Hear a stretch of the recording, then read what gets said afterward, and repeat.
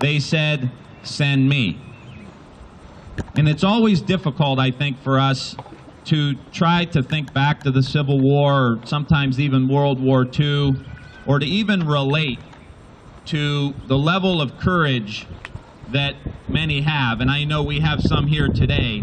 But for most of us to try to understand in our own minds really the courage that it takes to say, "Send me," to go that extra mile, to put your life on the line, to say, "I'm willing to sacrifice for something."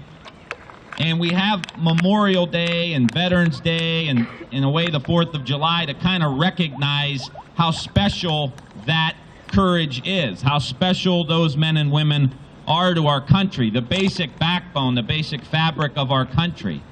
And so how do we kind of participate in a day like this and take something away other than just appreciation, just thankfulness? What can we possibly do to try to say thank you in our own way, or to try to make our country better in a way that they did? And we could never obviously meet their high standard that they set.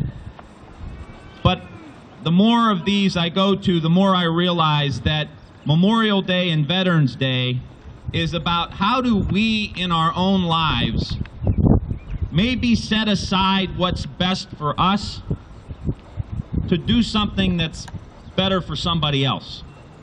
Because that's ultimately what we're celebrating here today. We're celebrating selfless people who had a cause a little bit bigger.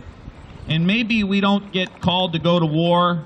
Maybe there's not a tyrant marching across Europe or a dictator in the Middle East that we have to sacrifice our own life to go stop.